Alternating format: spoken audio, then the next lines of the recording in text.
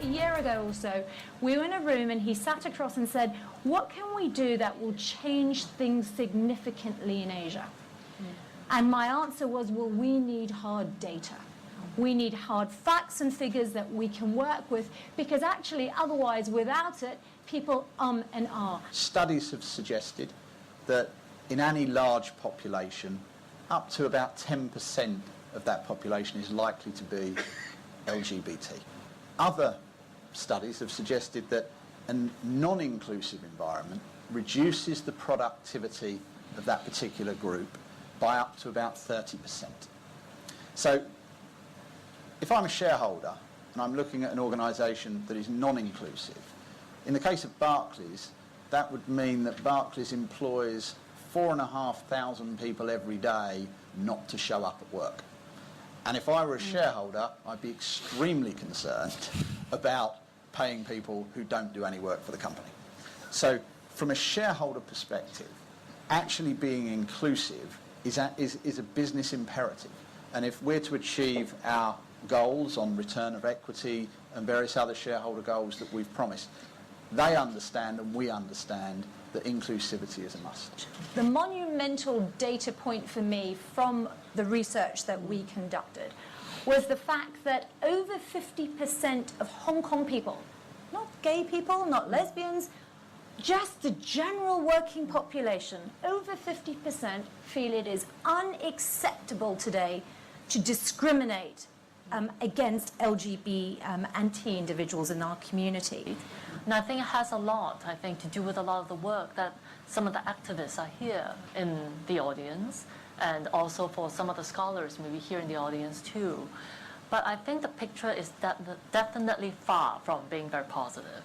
But as we see more positive media exposure of LGBT individuals in Hong Kong, we also see a very huge backlash of Hong Kong LGBT communities, as seen very truly from the conservative religious groups, which have been able to put out weekly ads on the Hong Kong newspaper, branding against, fighting against putting on any sort of anti-discrimination legislation. You're clear in that there are lots of challenges, and perhaps we lack the framework and the support for the LGBT community, and perhaps we haven't had enough allies speak out about this. But if I could go to the challenges and go to you, Lisa. In the general population survey, 57% of the population said that they don't know anyone who's an LGBT individual. Yeah. I find it appalling. But then, more interestingly, at the same time, is that a lot of the LGBT individuals, significant majority of them, says that they're not out in the families, they're not out at workplace. As a lesbian myself, there's so many times I've been told that it's okay that I'm lesbian, but don't talk about it. Don't rock the boat. And the expectation is that I should be silent. Many of my friends, we've heard anti-gay jokes being told at workplace, even by senior members of the company, and they will be afraid to speak up because they don't want to be seen as a troublemaker. Discrimination doesn't have to be violent or blatant for it to be harmful. This kind of insidious form of discrimination creates an environment that's very intimidating, and it's harmful for employees' engagement and productivity. The stance that the government has taken has obviously, of not doing anything, is obviously not working, because there is discrimination, and the code of conduct or the code of practice that has been issued for employees in Hong Kong, so that they don't discriminate, so that we don't discriminate as employees, is obviously ineffective. We have been advocating for legislation to cover anti-discrimination legislation to cover the LGBT community, and here I am. I think no matter how sometimes people feel that these legislation are not strong enough, the fact that they are there serve at least two purposes, in my view. The first is that it really deters, the most ugly acts of discrimination, such as bullying and harassment of those of that sort. The second benefit is that in the process of legislating and in the subsequent process of promoting the legislation, it is a very good education process for people to understand about how the minorities are being the plights that they face, these sort of ugly circumstances that they might come across, which the bulk of the majority of the population may not ever know. So all these would help. For any administration, you've got to convince them why, what's in it for them to bring in this bill. And this is a good forum for that because you're business. And this is a very pro-business government. If business is starting to do that, then why not make the whole city, why not make Hong Kong the city of choice for big businesses, for multinationals? That's one very strong argument. The second thing we need to consider is, okay, they may be convinced that now there's some good point to have this bill, but I'm going to face real tough opposition. They may be minority, but they are very vocal and very articulate lot. Why should I bother? The fact that I'm going to get from these people may not worth the benefit that the bill is going to come in, to bring in. So we've really got to convince the administration that, the equation is not like that. But at the end of the day, it's about building a genuinely harmonious society that respects the rights of the minority individuals. Moving along on having the LGBT person at work not feel invisible requires courage on the part of the LGBT individual themselves, but also requires them maybe to go to an ally and seek support. What have you done at Barclays around that? Well, I think establishment of an employee network group that is not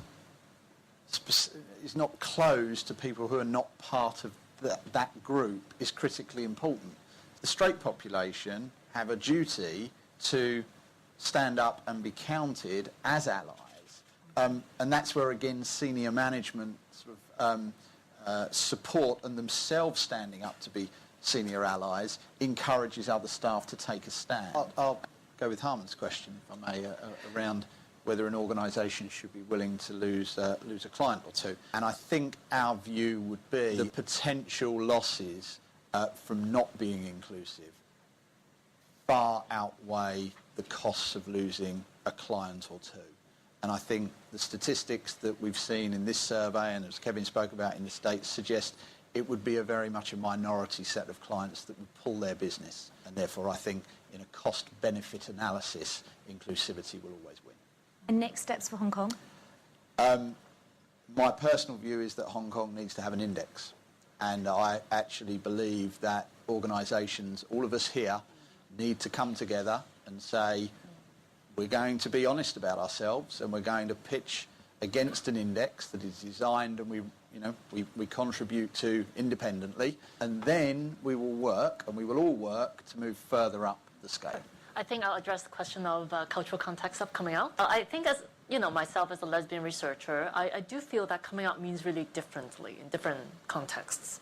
I don't think it's my place to judge whether someone comes out, it's a correct move or not, But I do think it's my decision, as an educator, to make sure that they can if they want to. But there are dangers to coming out in terms of the dangers of, warning them what potentially be the obstacles, in their lives as young people. But at the same time, I would tell them that it's also an empowering experience if you make it through, But I also don't want it to make it into an individual responsibility to come out, which I don't think it should be anyone's individual responsibility to come out. It is the government's responsibility to make sure society is open and to make sure society has its core value as diversity, to make sure it's safe to come out. Next step for Hong Kong? It is to have the legislation. I really do feel, still. Okay. I fully agree. I think the government should first take a stance and legislate at least, equal opportunities. And I'm really grateful actually for Barclays and community business, that you've done this study. And it really is, we can use it as a tool to start the dialogue, with companies, with government, and hopefully, we can then start creating the policy, the programs, and practices that is going to create the foundation for a more inclusive and diversified, society and workplace. Well, the two specific questions addressed to me. Now, what's in it for the business? I mean, there's quite a lot in that, I would think.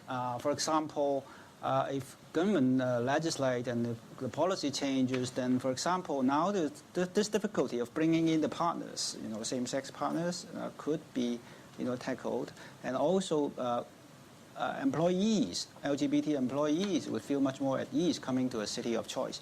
Now, I couldn't remember exactly the figures, but I saw actually an index survey about LGBT members thinking which city in the world is the one they like, and Hong Kong only ranks somewhere in the middle, not really high. So if we could legislate, if we could do something positive, then if we can rank higher, then it would be good to everybody, not just business. We need to have local, of course, local actors, local stakeholders. We need to have the ability to generate a warm, positive support from those who feel that they are not concerned. Actually, to be blunt about it, the bulk of the population will feel that they are not concerned with it. You don't ask or seek for sympathy, but you show them that we are the normal people just like all of you. We are Hong Kong people. We want to be recognized, we want to be free, we want to be respected. My call to action for all the companies we work with here and the others we don't was, why don't we do something more visible? Is Richard's idea of an index, is the time right? Is it not right? What would raise visibility? Shalini asked the panelists, but now we're asking you, what is the next step? And maybe you can help us decide how to take this discussion forward. The other thing I'd like to do now is say a big, big, big thank you to Barclays, who've been such an amazing sponsor, such an amazing partner in making this climate study possible. Thank you so much.